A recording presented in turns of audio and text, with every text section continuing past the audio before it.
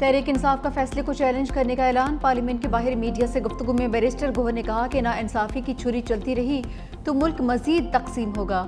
آج انصاف کا قتل ہوا، سزاؤں کی مذمت کرتے ہیں۔ 8 فروری کو 180 نشستوں پر کامیاب ہوئے مگر مینڈیٹ چھینا گیا۔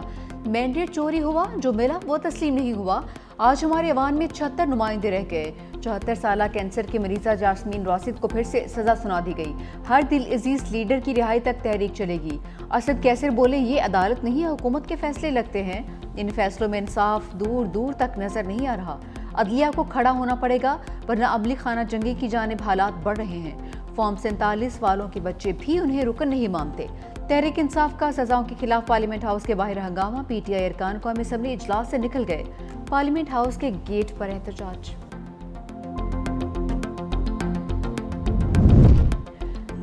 زرتاج گل سزا یافتہ ہیں، پہلے سرنڈر کریں۔ Chief justice Lahore high court کا حکم۔ 9 مئی کے 3 مقدمات میں سزاؤں کے خلاف اپیلوں پر سماعت۔ چیف جسٹس عالیہ نیلم نے ریمارک سے جب تک زرتاج گل سرنڈر نہیں کرتی اپیل نہیں سنیں گے۔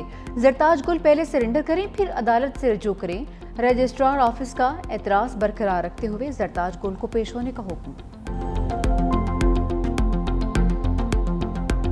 اس ملک کے عوام میں اتنا طاقت ہے کہ جنگ کی صورت ہو تو جنگ میں بھی ہم ان کا مقابلہ کر سکتے ہیں، اور جو آپ کے 6 دریا ہے وہ واپس حاصل بھی کر سکتے ہیں۔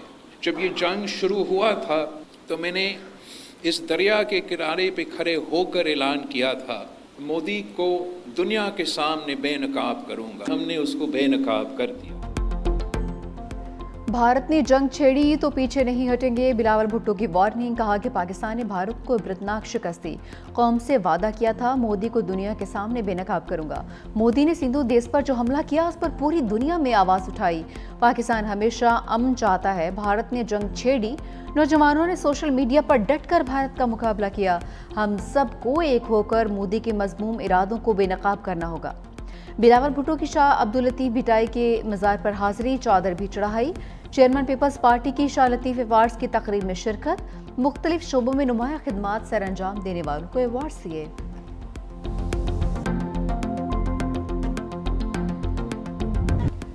اپوزیشن کے احتجاج پر Modi in trouble. Opposition leader Rahul Gandhi اور بہن پریانکا گاندھی کو گرفتار کروا دیا۔ پولیس نے احتجاجی ریلی کے دوران حراست میں لیا۔ راہل گاندھی اور پریانکا کی ووٹ چوری کے خلاف ریلی میں شرکت۔ راہل گاندھی نے کہا کہ مودی سرکار سچ کی آواز دبانے کی کوشش کر رہی ہے۔ مودی سرکار اپنے خلاف اٹھنے والی آواز کو دبانے کے لیے طاقت استعمال کر رہی ہے۔ یہ لڑائی سیاسی نہیں بلکہ جمہوریت اور آئین کو بچانے کی لڑائی ہے۔ پولیس نے دونوں کو چند گھنٹے حراست میں رکھنے کے بعد رہا کر دیا۔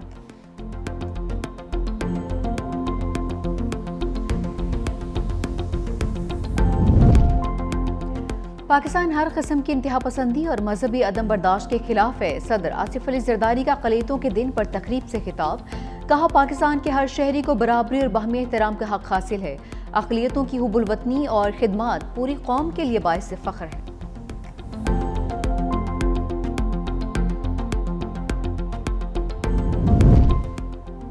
مری میں شریف خاندان کی اہم بیٹھک۔ وزیر اعظم شہباز شریف، صدر نون لیگ نواز شریف اور وزیر اعلیٰ پنجاب مریم نواز کی شرکت۔ ملکی سیاسی صورتحال، حکومتی معاملات اور پارٹی امور پر گفتگو۔ ذرائع کے مطابق وزیر اعظم نے پارٹی قائد کو بلاول بھٹو سے ملاقات بارے آگاہ کیا۔ نواز شریف کے اہم فیصلوں میں مختلف سیاسی قیادت سے حکومتی اور سیاسی سطح پر رابطے بڑھانے اور انہیں آن بورڈ لینے کی ہدایت۔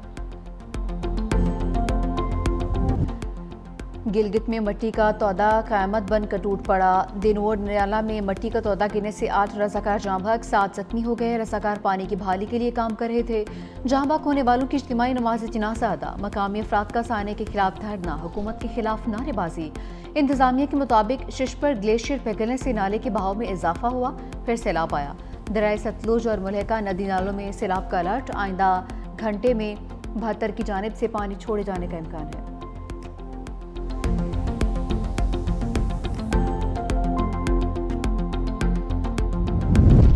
کراچی میں ڈمپر حادثہ، ڈرائیور کا لائسنس 8 سال پہلے کا ایکسپائرڈ نکلا۔ ڈرائیور کی جوڈیشل مجسٹریٹ وسطی کی عدالت میں پیشی۔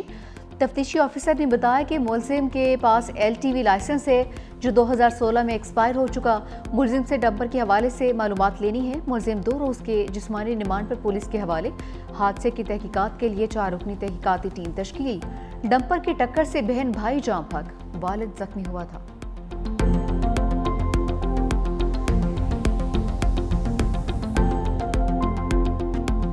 دہشت گرد سوچ کے لوگ مختلف 7 ڈمپروں کو آگ لگا دیتے ہیں۔ ہم نے ان کو ڈیڈ لائن دے کہ 25 تاریخ کے بعد صرف وہ ڈمپر شہر میں آئیں گے جس میں ٹریکٹرز لگے ہوں گے، جن کے ڈرائیونگ لائسنس فلی چیکڈ ہوں گے۔ تو گورنمنٹ کا کام ہے، وہ اب کام کر رہے ہیں، لیکن آپ بیٹھ کے یہاں پہ صرف آگ میں تیلی کہ فلانے نے یہ کہا، فلانے نے یہ کہا، یہ کیا میسج دے رہے ہیں آپ؟ شہر کا امن آپ کو راس نہیں آ رہا ہے؟ جان بوجھ کر اس طرح کی سازشیں کی جا رہی ہیں۔ گورنمنٹ کسی پریشر میں نہیں آئے گی۔ حکومت پریشر میں آئے گی، نہ بدماشی کرنے دیں گے۔ سینئر وزیر سندھ شرجیل میمن کا 2 ٹوک اعلان، کہا کہ ڈمپرز جلانے والوں کے خلاف دہشت گردی کا مقدمہ چلائیں گے۔ دہشت گرد ذہن، سوچ اور تربیت کے لوگوں نے ڈمپرز کو آگ لگائی۔ تمام ڈمپرز کو کیمرے لگانے کا پابند کیا ہے۔ SOPs پر عمل نہیں کریں گے تو ڈمپر شہر میں داخل نہیں ہوں گے۔ شرجیل میمن کی تقریر کے دوران اپوزیشن ارکان کے ہنگامہ آرائی۔ شرجیل میمن نے کہا کہ الزام تراشی پر جواب دینا میرا حق ہے، ہم اپنا کام کریں گے، کسی کی دھمکیوں اور دباؤ میں نہیں آئیں گے۔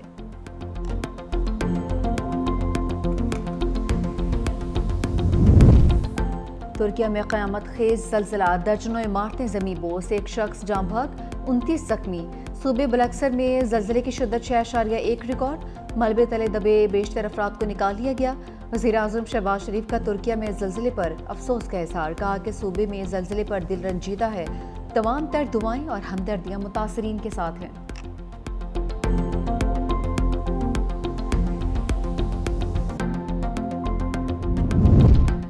شوگر مافیا غلط اعداد و شمار دے کر بچ نکلا، کمپٹیشن کمیشن بھی بے بس، حکومت بھی بے بس، عوام لٹنے پر مجبور۔ وفاقی وزیر خزانہ محمد اورنگزیب کو ملک میں چینی کے مسائل پر briefing. Chairman competition commission doctor Kabir Sidhu نے شوگر کارٹل کی واردات بے نقاب کر دی، کہا دستیاب سٹاک اور پروڈکشن کے بارے میں غلط ڈیٹا فراہم کیا گیا۔ فیصلہ سازی شوگر ملز کے فراہم کردہ ڈیٹا کی بنیاد پر نہیں ہونی چاہیے، فیصلہ سازی کے لیے آزادانہ اور شفاف ڈیٹا حاصل کیا جائے۔ یہ سادہ سی بات کئی سال عوام کے لوٹنے کے بعد فیصلہ سازوں کی سمجھ میں آئی ہے۔ دیر آئے درست آئے، لیکن شفاف ڈیٹا کتنا شفاف ہوگا؟ 2010 کا شوگر کارٹل کا فیصلہ آج تک منظر عام پر نہیں لایا جا سکا۔ سندھ ہائی کورٹ نے 2021 تک سٹے دیے رکھا، اب معاملہ سپریم کورٹ میں زیر التوا ہے۔ چاند میری زمین، پھول میرا وطن، وادی نیلم میں مارکہ حق اور جشن آزادی کی تقریبات۔ پاک فوج اور آزاد کشمیر کلچرل اکیڈمی کے اشتراک سے نیلم کلچرل فیسٹیول کا انعقاد۔ ثقافتی میلے میں مقامی افراد کی بڑی تعداد میں شرکت۔ اسکول کے بچوں نے ٹیبلوز، کالج کے طلباء نے روایتی گیت اور رقص پیش کیا۔ شرکا کی جانب سے مارکہ حق میں تاریخی فتح پر افواج پاکستان کو زبردست خراج تحسین پیش کیا۔ مارکہ حق میں شاندار کامیابی کی خوشی اور آزادی کا جشن۔ گورنر ہاؤس سندھ میں پروقار تقریب، گلوکار عاطف اسلم کی شاندار پرفارمنس، شرکاء جھوم اٹھے، شہریوں کی بڑی تعداد سب ہلالی پرچم تھامے گورنر ہاؤس پہنچے۔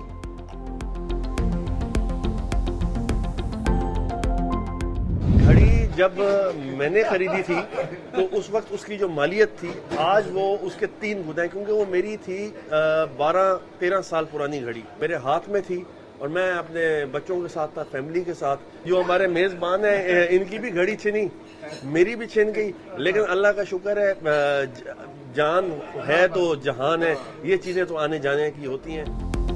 مہنگی گھڑی مشکل کی گھڑی بن گئی۔ یوسف رضا گیلانی کی بیٹی کی بیش قیمت گھڑی بارسلونا میں چور نے چھین لی۔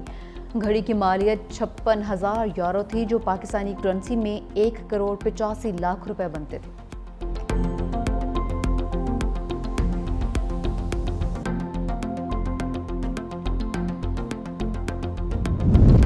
فضائی آلودگی کے خاتمے کے لیے انقلابی قدم، حکومت پنجاب نے اسموگ پر قابو پانے کے لیے جدید ٹیکنالوجی کا سہارا لے لیا۔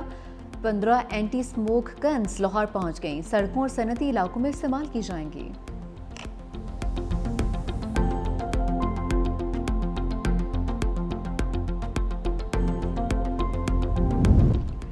اسرائیل کا بربریت میں نقاب کرنے والے صحافیوں پر حملہ، بمباری کر کے الجزیرہ کے معروف صحافی انس الشریف کو 4 ساتھیوں سمیت شہید کر دیا۔ اسرائیل نے الشفا اسپتال کے باہر صحافیوں کے خیمے کو نشانہ بنایا۔ شہداء میں رپورٹر محمد قریقیہ، کیمرامین ابراہیم ظاہر اور محمد نوفل شامل۔ الجزیرہ کے مطابق اسرائیلی صحافیوں کو خاموش کرنا چاہتے ہیں۔ غزہ میں اب تک 200 سے زائد صحافی شہید ہو چکے۔ غزہ کے مختلف علاقوں پر بمباری سے مزید 40 فلسطینی شہید۔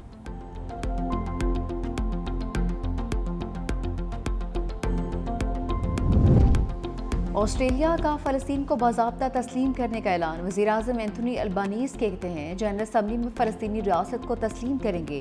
یہ قدم 2 ریاستی حل کی راہ میں ایک اہم پیش رفت ہے۔ نیوزی لینڈ نے بھی فلسطین کو تسلیم کرنے پر غور شروع کر دیا۔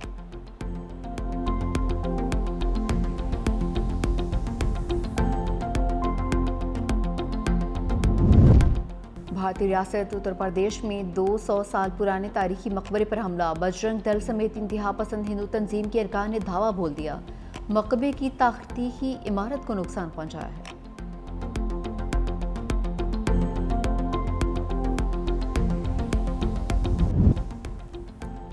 آسٹریلیا میں پاکستانی نژاد سیاستدان بسمہ آصف نے دل جیت لیے۔ کوئنز لینڈ پارلیمنٹ میں پہلی تقریر کے دوران 3 زبانیں بولی، اردو، پنجابی اور ہندی میں تقریر کر کے سب کو دنگ کر دیا۔ بسمہ آصف کہتی ہیں مجھے فخر ہے کہ میں پاکستانی اور پنجابی ہوں۔ بسمہ آصف کا تعلق لاہور سے ہے۔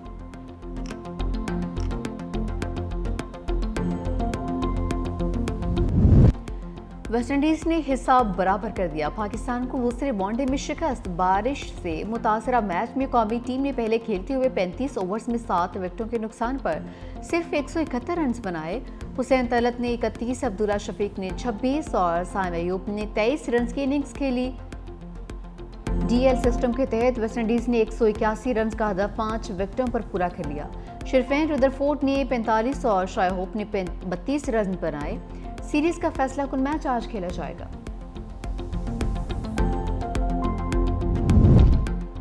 مانچسٹر کیس میں اہم پیش رفت، کرکٹر حیدر علی اور خاتون کے درمیان سیٹلمنٹ کا امکان ہے۔ پاکستانی نژاد خاتون سے جلد معاملہ طے ہونے کے بعد کرکٹر کی وطن واپسی کی راہ ہموار ہو جائے گی۔ ذرائع کے مطابق حیدر علی اور خاتون کی دوستی پرانی تھی۔ اگر یہ کیس ختم ہوتا ہے تو حیدر علی کو پی سی بی کی انضباطی کارروائی کا سامنا کرنا پڑ سکتا ہے۔